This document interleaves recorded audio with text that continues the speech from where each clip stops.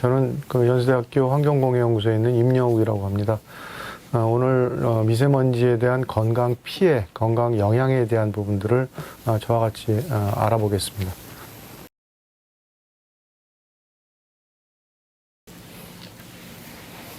미세먼지는 사람의 수명을 단축시키는 원인으로 작용을 합니다. 80년대까지만 해도 사망률에 영향이 있다는 연구에 대해서 의학계에서도 굉장히 의견이 분분했지만 결과론적으로 미세먼지 등의 건강 피해는 사람의 생활 자체를 나쁘게 만들고 특히나 건강 영향을 급격하게 악화시키는 여러 가지의 작용들을 하고 있어서 건강 피해로 인한 사망률부터 출발을 했고, 이것들이 영향을 미치는 경로는 호흡기를 통해서 영향을 미칩니다. 우리가 숨을 쉬게 되면 1차적으로 호흡기에 미치는 영향들이 커지기 때문에 호흡기 질환과 연관된 여러 가지의 질병들을 악화시키는 원인으로 작용을 합니다. 그것들이 다시 이동을 하는 경로는 호흡기를 거쳐가면 맨 마지막 말단 부위에 폐포라는 곳이 있고, 이 폐포를 통해서 산소와 같이 혈액으로 이동을 하게 됩니다. 결국 혈액으로 이동한 것들은 심장이나 혈관계통을 통해서 우리 몸의 어느 부위나 이동을 할 수 있다라는 것들이 미세먼지로부터 발생되는 건강 피해이다 보니까 당장은 심장 혈관 쪽에 미치는 영향들이 커질 수밖에 없는데, 그 중요한 이유는 먼지와 같은 것들이 혈액 중으로 이동을 하게 되면 그것들을 제거시키기 위한 면역 체계 중에 하나인 대식세포라는 것이 작동을 하게 되고, 대식세포가 작동을 하게 되면 결과적으로 혈액 중에 있는 혈액의 점도가 급격히 높아지는 현상들이 생겨나기 때문에 결국 심장으로부터 혈액들이 이동을 하는데 굉장히 저해 요인으로 작용해서 심장 혈관계통의 질병들을 악화시키기도 하고, 또 최근에 와서 많이 밝혀진 것 중에 한 가지는 이 코 쪽의 뒷면하고의 그 근육 부위를 통해서 그 머리 뒤쪽으로 이동을 해서 뇌에 대한 질환들도 역시 악화되는 걸로 입증이 되어지고 있습니다. 따라서 먼지는 우리 몸의 어느 부위나 이동이 가능해지기 때문에 거의 대부분의 질병하고 연관성이 크지만 호흡기를 통해서 시작해서 심혈관계통으로 이동되어지고 그 이후에 여러 부분에서 영향을 준다라는 것들로 이해를 하시면 되겠고, 그러다 보니 가장 흔한 질병으로는 알레르기 질환과 같은 것들을 악화시키는 주요 원인으로 작용을 하게 되고, 또 만성적으로 오랫동안 노출이 되어지면 폐암 등의 암성 질환들을 악화시키는 원인으로도 작용을 할 수 있어서 미세먼지는 사람의 생명을 단축시킬 뿐만 아니라 건강에 미치는 영향들이 아주 거의 대부분의 부분에 가서 영향을 미칠 정도로 다양한 영향들이 미치고 있는 가장 대표적인 건강 피해를 유발시키는 원인이 미세먼지라고 이해하시면 될 것 같습니다.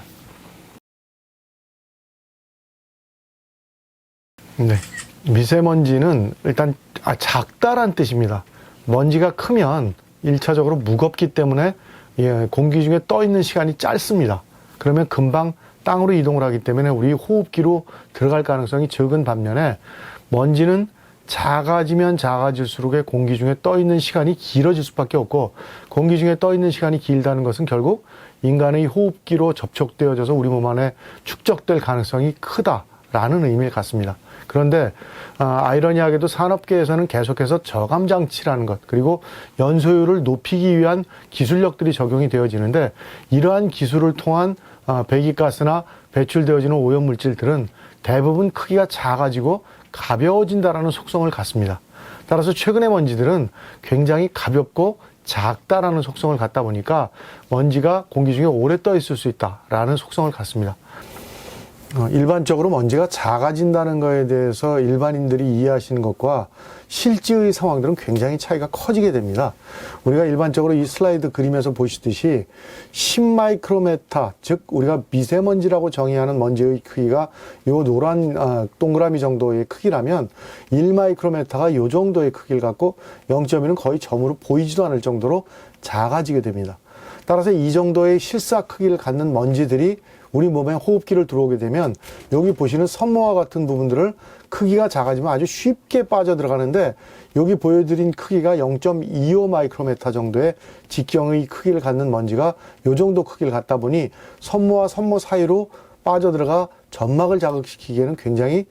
유용한 크기다라는 것들로 이해를 하시면 됩니다. 그런데 더더군다나 먼지 크기가 작아져서 나타나는 현상 중에 가장 대표적인 것들을 설명을 해드리면, 현재는 우리나라는 먼지를 무게중심의 정책으로 정의를 하고 있습니다. 즉 10이다 20이다는 다 마이크로그램 퍼 큐빅미터라는 동일한 무게의 단위를 쓰는 것들이다 보니까 실제 같은 그 무게의 다른 크기의 것들이 과연 숫자적으로 얼마나 차이가 있는가에 대한 것들을 입증을 한 연구 결과들을 보시면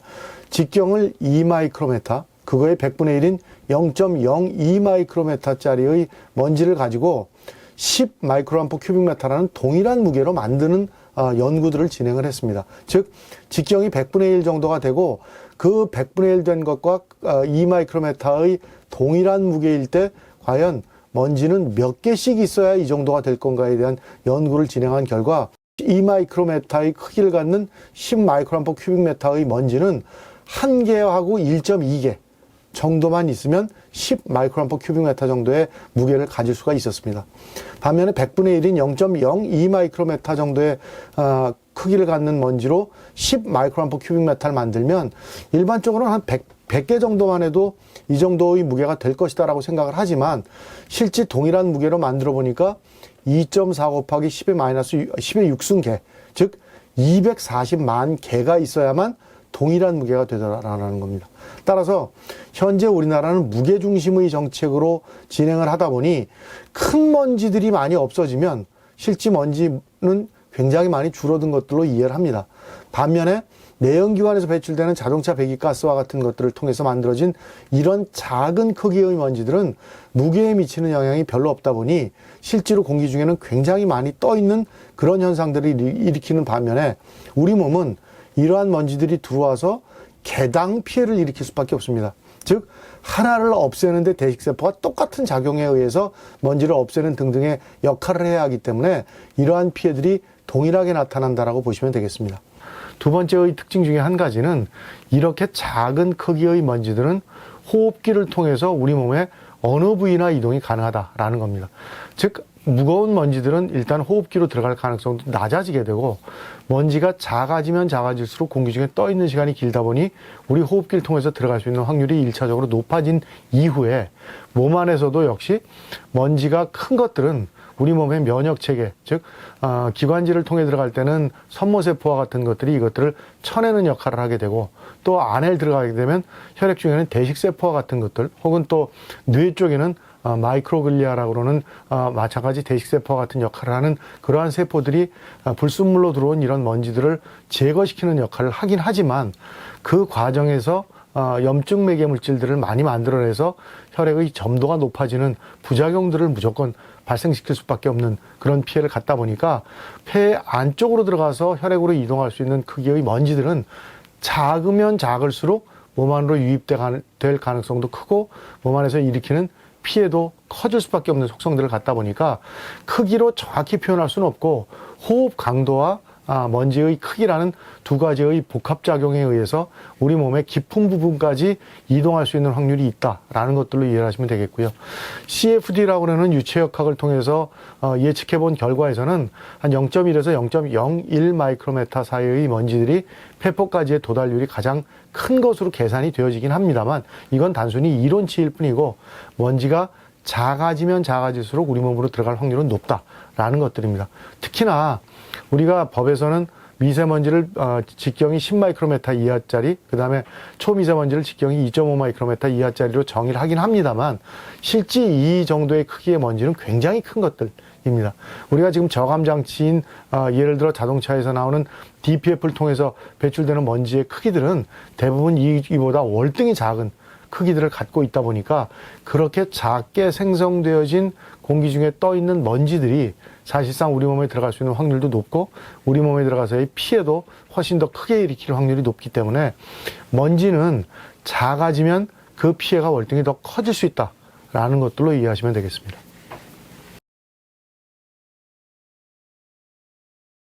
자동차 배기가스는 1급 발암물질이라고 정의를 합니다. 2012년에 WHO 산하의 IARC라는 발암물질의 등급을 정하는 기구에서 경유 내연기관에 노출되어진 30여만 명의 근로자의 장기간 데이터에 대한 것들을 분석해 본 결과 그분들이 일반인들에 비해서 폐암 발생률이 굉장히 높다라는 것과 방광암도 일부 높다는 것을 인정을 해서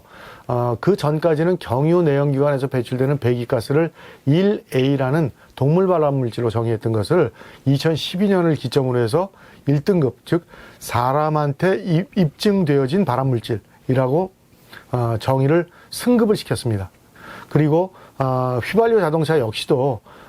휘발유라는 연료를 사용을 하기 때문에 동물 발암물질로 정의가 되어 있어서 현재 EB라는 동물 발암물질 정도의 수준으로 정의를 하고 있습니다. 따라서 자동차 배기가스, 특히 경유 자동차에서 배출되는 배기가스는 1급 발암물질이라고 이해를 하시면 되겠고, 또한 휘발유 차에서 배출되는 배기가스 역시도 상당히 피해가 클 수 있는 것들. 따라서 배기가스는 석유계 화학물질들이 불완전 연소된 과정에서 굉장히 다양한 오염물질들을 함유한 채로 불완전 연소되어서 공기 중으로 이동한 것들이기 때문에 인체에는 굉장히 해로울 수 있는 발암물질에 의한 것들이라고 이해를 하시는 것이 좋아서 자동차 배기가스에 대해서는 각별한 주의와 관심을 갖고 회피하려는 노력들이 필요한 것으로 생각이 되어집니다.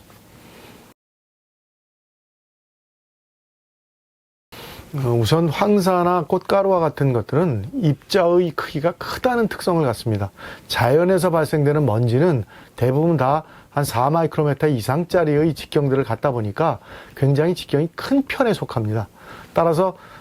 먼지가 크다라는 것은 무겁다라는 의미를 갖기 때문에 공기 중에 오래 떠 있지 못한다라는 의미를 갖고,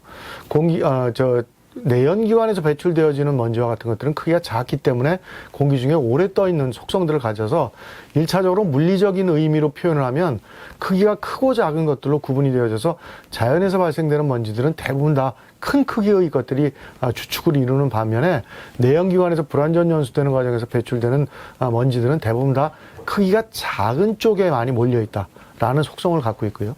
두 번째로는 자연에서 배출되는 먼지들은 대부분 다 자연의 성분들, 즉 토양 성분이나 꽃가루의 성분을 갖는 반면에 이렇게 내연기관에서 배출되는 먼지들은 그 안에 석유계 화학물질들이 이동을 하거나 고온에서 내연기관들이 불완전 연소된 과정에서 만들어지는 2차 오염물질들이 함유되어질 가능성들이 크기 때문에 성분적으로도 굉장히 해로운 것들이 많고 1차적으로 크기가 작다라는 이 두 가지의 복합적 문제 때문에 내연기관에서 발생되는 것과 자연에서 발생되는 먼지는 전혀 피해들이 달라질 수밖에 없고, 따라서 자연에서 발생된 먼지에 비해서 이런 내연기관에서 발생된 먼지들은 작고 여러 가지 독성이 강한 화학물질들을 많이 함유하고 있음으로 인해서 인체에 미치는 피해는 월등히 클 수밖에 없다라고 말씀을 드려야 될 것 같습니다. 도로변에서 아이들의 대식세포를 채취해서 학회지에다 실었던 굉장히 유명한 연구입니다. 여기 보시면 A, B, C, D, E라고 5개 지역의 동일 연령대의 아이들의 대식세포를 채취해서 확대시켜서 찍은 사진들입니다. 여기 보시면 대식세포와 세포 핵입니다. 그런데 A부터 B, C, D, E로 가면서 이 안에 까만 점들이 보이실 겁니다. 이 까만 점의 양이 바로 경유 자동차에서 주로 많이 배출되어지는 블랙카본이라는 놈입니다. 즉 여기 보여드리는 이 대식세포들은 이미 혈액 중으로 이동되어져 온 블랙카본을 소화하기 위해서, 없애기 위해서 작용을 하고 이미 그 혈액 주변에 굉장히 많은 염증 매개 물질을 만들었다는 얘기인데, A라는 지역에 사는 아이는 이러한 작용들을 전혀 하지 않았고 E라는 지역에 사는 아이한테는 어마어마하게 많은 양의 블랙카본이 이미 세포 내에 포함이 되어져 있는데, 이 A, B, C, D의 구분은 E는 도로에서 가장 가까운 곳에 거주하는 아이,